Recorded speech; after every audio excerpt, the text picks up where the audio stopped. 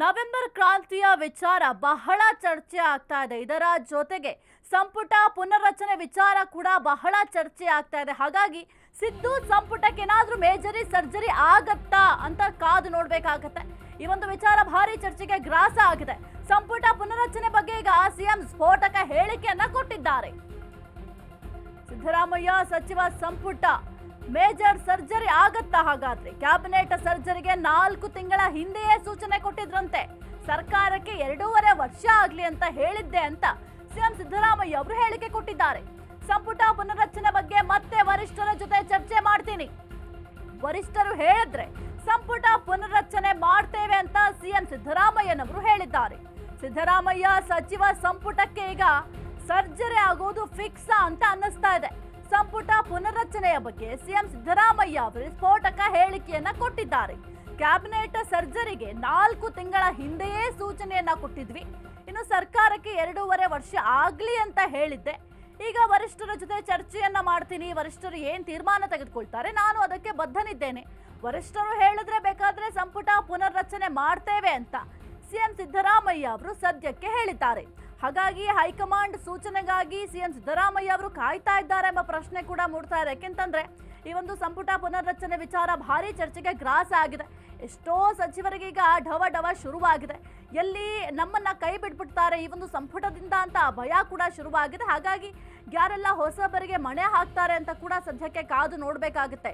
ಇನ್ನು ಈ ಒಂದು ಸಚಿವ ಸಂಪುಟ ಅಂದ್ರೆ ಸಂಪುಟ ಪುನರ್ರಚನೆ ವಿಚಾರಕ್ಕೆ ಸಂಬಂಧಪಟ್ಟಂತೆ ವರಿಷ್ಠರು ಹೇಳಿದ್ರೆ ಸಂಪುಟ ಪುನರ್ರಚನೆ ಮಾಡ್ತೇವೆ ಅಂತ ಒಂದು ಕಡೆ ಸಿಎಂ ಸಿದ್ದರಾಮಯ್ಯ ಅವರು ಹೇಳ್ತಾ ಇದ್ದಾರೆ.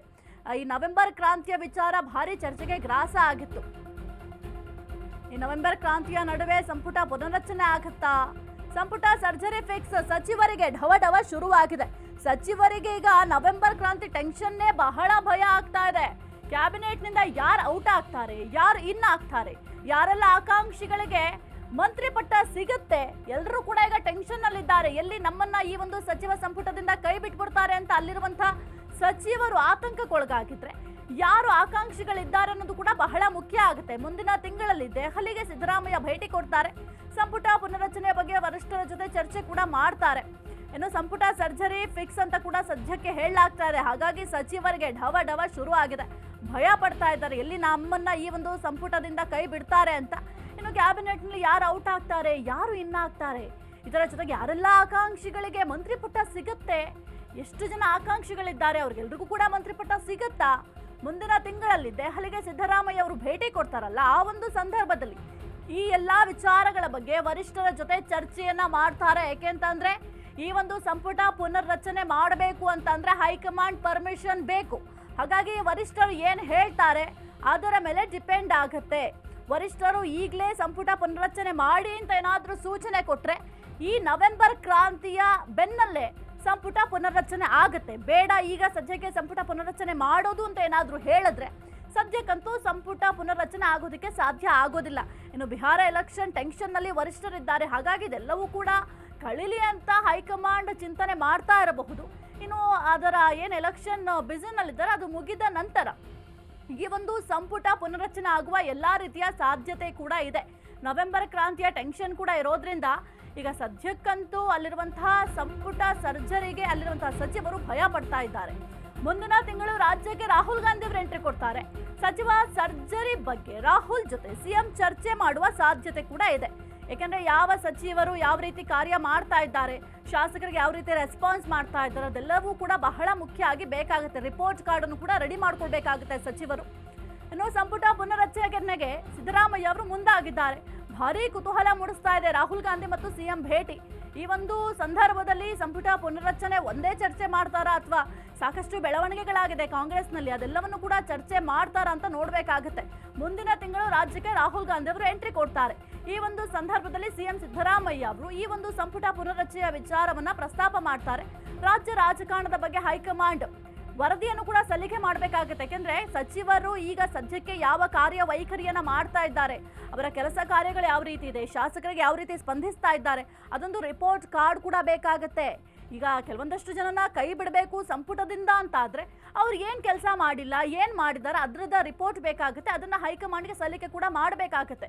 ಅದಾದ ನಂತರ ಹೊಸಬರಿಗೆ ಅವಕಾಶ ಕೊಡ್ಬೇಕಂತಂದ್ರೆ ಅವರು ಈಗ ಸದ್ಯಕ್ಕೆ ಪಕ್ಷದಲ್ಲಿ ಏನೆಲ್ಲ ಕೆಲಸ ಮಾಡ್ತಿದ್ದಾರೆ, ಪಕ್ಷ ಸಂಘಟನೆಯಲ್ಲಿ ಯಾವ ರೀತಿ ಭಾಗಿಯಾಗ್ತಿದ್ದಾರೆ ಅದರ ಕುರಿತಿಯೂ ಕೂಡ ಒಂದು ರಿಪೋರ್ಟ್ ಅನ್ನ ರೆಡಿ ಮಾಡಬೇಕಾಗುತ್ತೆ. ಹಾಗಾಗಿ ನೋಡಬೇಕಾಗುತ್ತೆ ಸಿಎಂ ಸಿದ್ದರಾಮಯ್ಯ ಮತ್ತು ರಾಹುಲ್ ಗಾಂಧಿಯ ನಡುವೆ ಏನೆಲ್ಲ ಚರ್ಚೆ ಆಗುತ್ತೆ. ಕೇವಲ ಈ ಒಂದು ಸಂಪುಟ ಪುನರಚನೆ ವಿಚಾರ ಅಷ್ಟೇ ಚರ್ಚೆ ಆಗುತ್ತೆ ಅಥವಾ ಬೇರೆ ಬೇರೆ ವಿಚಾರಗಳು ಚರ್ಚೆ ಆಗುತ್ತೆ ಅಂತ ನೋಡಬೇಕಾಗುತ್ತೆ. ಈ ಕುರಿತು ಹೆಚ್ಚಿನ ಮಾಹಿತಿ ನೀಡ್ತಾರೆ ನಮ್ಮ ಪ್ರತಿನಿಧಿ ಅಭಿಷೇಕ್. ಈಗ ಸದ್ಯಕ್ಕಂತೂ ರಾಹುಲ್ ಗಾಂಧಿ ಮತ್ತು ಸಿಎಂ ಸಿದ್ದರಾಮಯ್ಯ ಅವರ ಭೇಟಿ ಬಹಳ ಕುತೂಹಲಕ್ಕೆ ಕಾರಣ ಆಗಿದೆ. ಈ ಒಂದು ಸಂದರ್ಭದಲ್ಲಿ ಕೇವಲ ಸಂಪುಟ ಪುನರ್ರಚನೆ ವಿಚಾರ ಮಾತ್ರ ಪ್ರಸ್ತಾಪ ಮಾಡ್ತಾರಾ ಅಥವಾ ಈಗ ಸಾಕಷ್ಟು ಕಾಂಗ್ರೆಸ್ನಲ್ಲಿ ಬೆಳವಣಿಗೆಗಳಾಗಿದ್ದಾವೆ, ಇನ್ನು ಕೆಲವೊಂದಿಷ್ಟು ಗೊಂದಲಗಳಿದ್ದಾವೆ, ಅದೆಲ್ಲದರ ಬಗ್ಗೆ ಕೂಡ ಪ್ರಸ್ತಾಪ ಮಾಡೋ ಸಾಧ್ಯತೆ ಏನಾದರೂ ಇದೆಯಾ?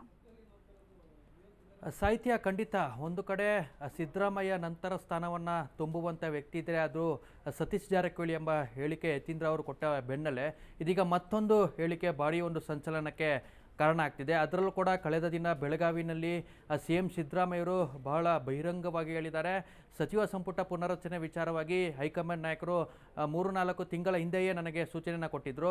ಆದರೆ 2.5 ವರ್ಷ ಅಧಿಕಾರ ಪರಿಪಾಲನೆ ಆಗುವಂಥ ಉದ್ದೇಶದಿಂದ ನಾನೇ ಮುಂದೆ ಮಾಡೋಣ ಅಂತ ಅಂದಿದೆ ಅನ್ನುವಂಥ ಹೇಳಿಕೆ ಏನಿದೆ ಅದು ಸಾಕಷ್ಟು ಒಂದು ಕಾಂಗ್ರೆಸ್ ಪಕ್ಷದಲ್ಲಿ ಚರ್ಚೆಗೆ ಗ್ರಾಸ ಆಗ್ತಿದೆ.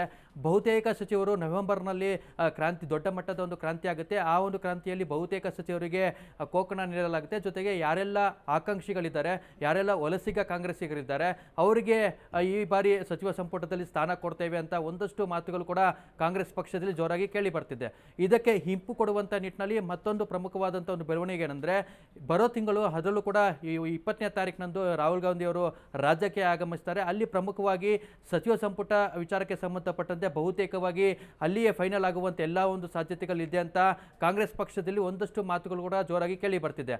ಆದರೆ ಅದರ ಮುಂದುವರಿದ ಭಾಗವಾಗಿ ರಾಹುಲ್ ಗಾಂಧಿ 20ನೇ ತಾರೀಕು ಏನು ರಾಜ್ಯಕ್ಕೆ ಆಗಮಿಸ್ತಾರೆ ಎನ್ನುವಂಥ ನಿಟ್ಟಿನಲ್ಲಿ ಅದಕ್ಕೂ ಮುಂಚಿತವಾಗಿಯೇ ಸಿಎಂ ಸಿದ್ದರಾಮಯ್ಯರು ದೆಹಲಿಗೆ ಭೇಟಿ ಕೊಡ್ತಾರೆ. ಅಲ್ಲಿ ಪ್ರಮುಖವಾಗಿ ಹೈಕಮಾಂಡ್ ನಾಯಕರನ್ನ ಭೇಟಿ ಆಗ್ತಾರೆ. ಅಲ್ಲಿ ಸಚಿವ ಸಂಪುಟ ಪುನರ್ರಚನೆ ವಿಚಾರವಾಗಿ ಒಂದಷ್ಟು ಮಾತುಕತೆ ಹೈಕಮಾಂಡ್ ನಾಯಕರ ಜೊತೆಗೆ ಚರ್ಚೆ ನಡೆಸಿ ಅಂತಿಮ ಒಂದು ನಿರ್ಧಾರಗಳನ್ನು ತೆಗೆದುಕೊಳ್ಳುತ್ತಾರೆ. ಬಹುತೇಕವಾಗಿ ಈ ಬಾರಿ ಸಚಿವ ಸಂಪುಟ ಪುನರ್ರಚನೆ ಆಗಿದ್ದೇ ಆದಲ್ಲಿ 10ರಿಂದ 12 ಸಚಿವರಿಗೆ ಈ ಬಾರಿ ಸಚಿವ ಸಂಪುಟ ಕೈ ತಪ್ಪುವಂಥ ಒಂದು ಸಾಧ್ಯತೆ ಇದೆ.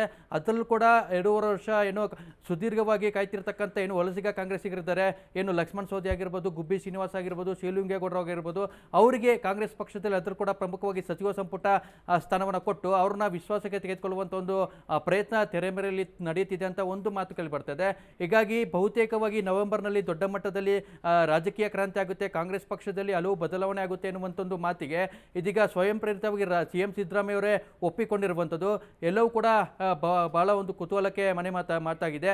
ಹಾಗಾಗಿ ನವೆಂಬರ್ನಲ್ಲಿ ಬಹುತೇಕವಾಗಿ ರಾಹುಲ್ ಗಾಂಧಿ ಅವರು ರಾಜ್ಯಕ್ಕೆ ಆಗಮಿಸ್ತಿರುವಂಥದ್ದು, ಜೊತೆಗೆ ಸಿದ್ದರಾಮಯ್ಯರು ದೆಹಲಿಗೆ ತೆರಳುತ್ತಿರುವಂಥದ್ದು ಅನೇಕ ಪ್ರಶ್ನೆಗಳಿಗೆ ಅನೇಕ ಒಂದು ಬದಲಾವಣೆಗೆ ಉತ್ತರ ಕೊಡುವಂಥ ಒಂದು ಪ್ರವಾಸ ಆಗಿರಲಿದೆ ಅಂತ ಚರ್ಚೆ ಆಗ್ತಿರುವಂಥದ್ದು ಸಾಹಿತ್ಯ. ಓಕೆ, ಥ್ಯಾಂಕ್ ಯು ಅಭಿಷೇಕ್ ನಿಮ್ಮೆಲ್ಲ ಮಾಹಿತಿಗಾಗಿ.